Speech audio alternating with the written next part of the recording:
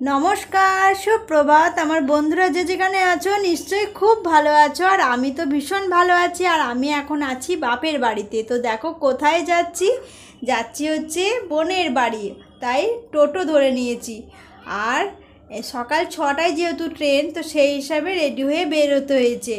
तो एखाने तो सकाल 6टाय माने सकाल हये जाय 6टार समयके।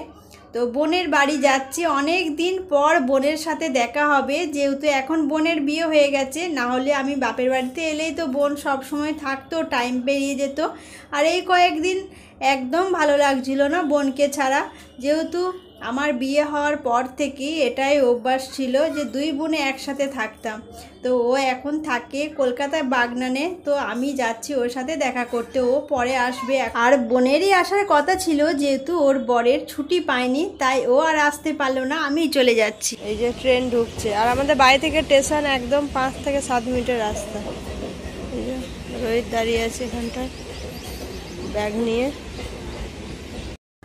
ট্রেনের টিকিট কেটে আমরা বর্ধমান যাওয়ার জন্য লোকাল ট্রেনে বসে পড়েছি। আর 6টার সময় ট্রেন আসার কথা ছিল, এলো 7টার সময়। তো প্রায় 1 ঘন্টার মতো আমাদেরকে বসে থাকতে হয়েছিল। তো এদিকার এখন লোকাল ট্রেনগুলো প্রচণ্ড লেট করছে, 1 থেকে 1.5 ঘন্টার মতো। এই যে রোহিত পেছনে আছে, প্রচন্ড ভিড়, লিফটে যাচ্ছে। এখন ট্রেন ধরবো হাওড়া।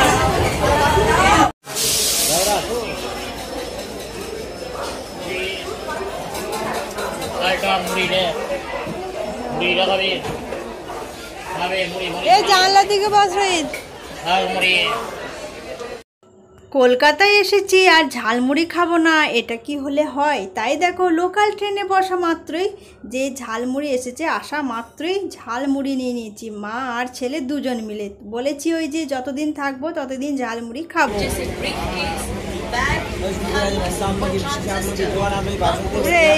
সেদিনকে আলাদা নিয়েছিলি।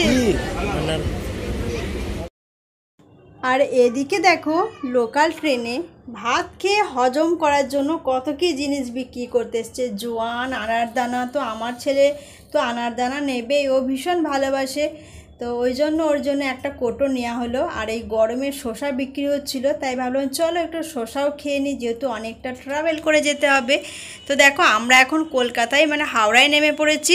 তো এরপরে হাওড়া থেকে আবার লোকাল ট্রেন ধরে তারপরে আমার বোনের বাড়ি যেতে হবে। বেশ অনেকটাই দূরের রাস্তা কিন্তু।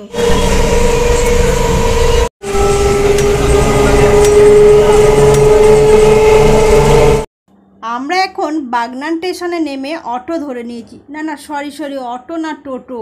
তো টোটো ধরে নিয়েছি, ওদের বাড়ির থেকে অনেকটাই দূরের রাস্তা, তো সেইভাবে রাস্তা চিনি না। আর ওর আসার কথা ছিল কিন্তু কাজের জন্য আসতে পারেনি, তাই ও ভিডিও কল করে দেখিয়ে দিচ্ছিল। আর সেইভাবে আমরা দেখো ওদের বাড়ি পৌঁছে গেছি। আর ভীষণ আনন্দ হচ্ছে বুনিকে দেখে, ও ভীষণ খুশি হয়েছে যে এতদিন পর সবাইকে দেখতে পেলো, তাই না? আর আমাদের আসতে অনেকটাই লেট হয়ে গেছিলো। এই দেখো পৌঁছে গেছি আমি আমার বোনের বাড়ি।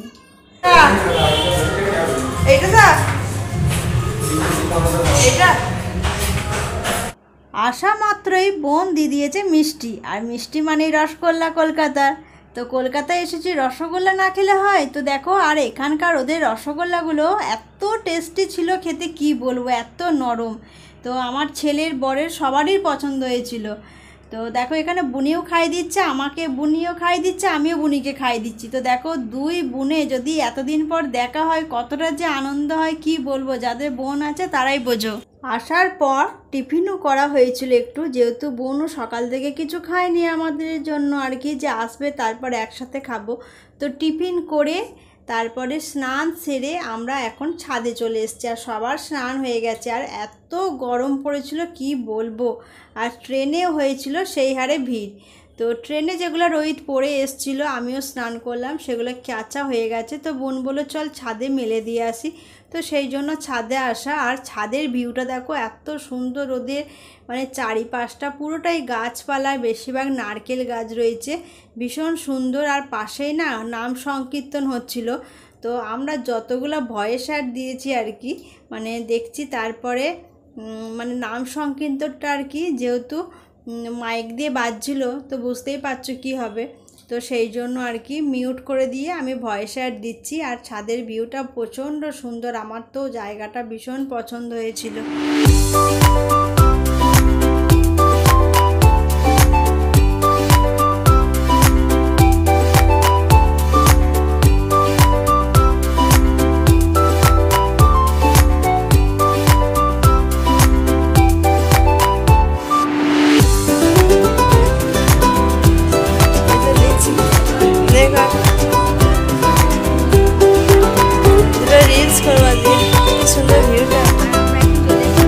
খিদে। আসলে ওদের আস্তে আস্তে ওই বেলা 12টা, প্রায় 12টা বেজেই গেছিলো। আমার কথা ছিল ওদেরকে স্টেশনে নিতে যাওয়ার, কিন্তু আমি যেতে পারিনি, আমার কাজের একটু চাপ ছিল। আর ওরা অনেকটা সকালে বেরিয়েছিল বেচারিদেরকে আমার জন্য, মানে কোথায় আমি ওদের জন্য গিয়ে স্টেশনে অপেক্ষা করব সেটা না করে ওদেরকে আমার জন্য অপেক্ষা করতে। আর ও তো সকাল থেকে রান্না বান্না করছিল, এই মাদ্রি মানে ওর বর ধরো ডিউটি আছে, তো ওর জন্যই আমাকে আরো সকাল সকাল আমি রান্না বসিয়েছিলাম। 6টা থেকে উঠে আমি শুধু রান্নাই করে যাচ্ছি। তো রান্না তো হয়েইছে, আর আমি ভাবলাম হচ্ছে যখন একেবারেই সব রান্না করে নিই, তারপর আমি এক এক করে সব কাজ করব। আর সময়ের আগে আশা করি হয়ে গেলে আমি ওদেরকে নিয়েও আসতে পারবো। কিন্তু আমাদের মাঝখানে আবার একটা কাজের জন্য বাজারেও যেতে হয়েছিল, যার কারণে আমার সময় হয়ে ওঠেনি। তো ওরা চলে এসেছিলো, আমি ওদেরকে ভিডিও কলে সব দেখিয়ে দিয়েছিলাম যে এইভাবে আসার জন্য। তো ডেফিনেটলি মানে ফাইনালি ওরা পৌঁছে গেছে আমাদের বাড়ি। আর এখন আমরা সবাই মিলে একটু ছাদে ঘুরছি, যদিও রোদ, এখন প্রায় 2টো বাজছে। আর এই আসলে কাচাকুচি করার ছিল। এদের মানে আমার বোনিদের ছাদে এসে কিন্তু ভীষণ আরাম। এখানে না দেখছি যে প্রত্যেকজনকার ছাদে বেশিরভাগ সব মানে অ্যাডভেস্টার মানে টিন লাগানো, এই যে এরকম সেট করা আছে, এরকম সেট করা আছে, যার কারণে রোদ লাগছেই না। তাহলে আর আজকে তো হাওয়া নেই, না হলে এই সময়টা এত হাওয়া দেয় না, নিচে যেতে ইচ্ছে করে না, এত ভালো লাগে। তো বললাম নতুন জায়গা ছিল, ছাদটা ঘুরে আসার, এত নারকেল গাছ আছে দেখছি, কি ভালো লাগছে। আসলে এইখান থেকে ভিউটা খুব সুন্দর। দাঁড়াও তোমাদেরকে একটু ব্যাক ক্যামেরায় দেখিয়ে দিই। খুব সুন্দর এই যে আসলে যদি মন খারাপও থাকে না, ছাদে এলে এমনি মন ভালো হয়ে যাবে। এত বাইরের পরিবেশটা এত সুন্দর লাগে সবকিছু মিলিয়ে।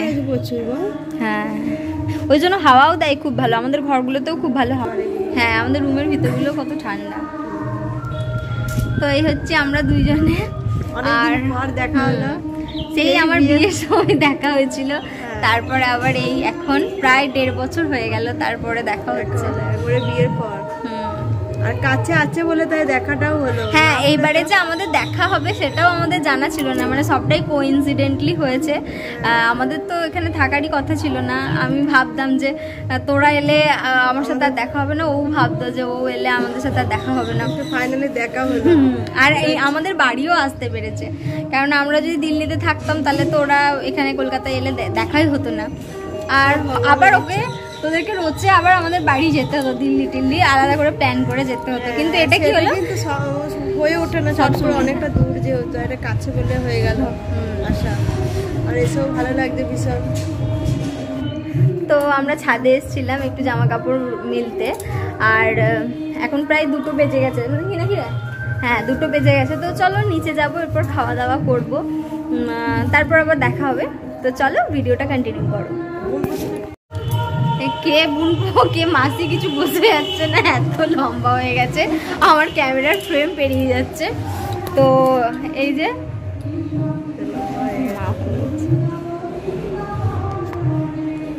এই যে আমার বুনবো, কিন্তু আমাকেই ওর কাছে বাচ্চা মনে হচ্ছে।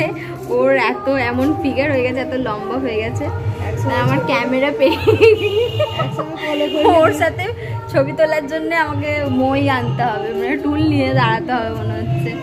তো যাই হোক, ও ক্লাস 10th দিয়েছে, মানে মাধ্যমিক পরীক্ষা দিয়েছে এবার। তো যার কারণে দিদিরা ঘুরতে এসছে ভ্যাকেশনে, আর আশীর্বাদ করবে সবাই যেন ওর ভালো রেজাল্ট হয়।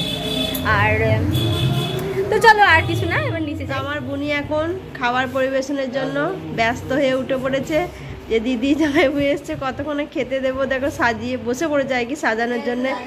এখানে এই যে রোহিত, এখানে জামাইবু, এই আমিও জামাইবু বলছি যে আমার বর। এই কি রান্না করেছিস বুনি?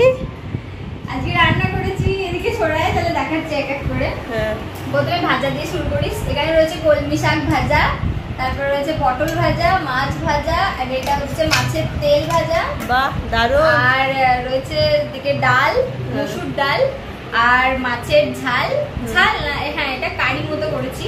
কালারটা দারুণ এসছে। ইঁচড় আলুর তরকারি, আর এখানে রয়েছে ভাত, রয়েছে হচ্ছে আমের আচার। আচ্ছা, দারুণ মেনু। এই ভাতটা যেটা আমি সকালে যেটা রান্না করে হাজবেন্ডকে দিয়েছিলাম, সেখান থেকে এটা বেঁচে গেছে।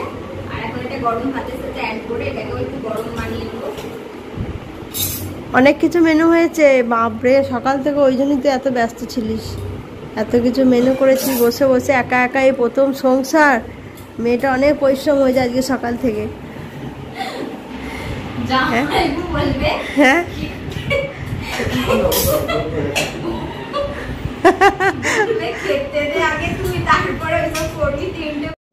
আবার অনেক দিন পর একসাথে বোনের সাথে খাওয়া দাওয়া গল্প সব হচ্ছে, ভীষণ ভালো লাগছে। কিন্তু জামাই এখনও আসেনি আমাদের, যেহেতু ডিউটি গেছে, তো ফিরতে অনেকটাই লেট হবে।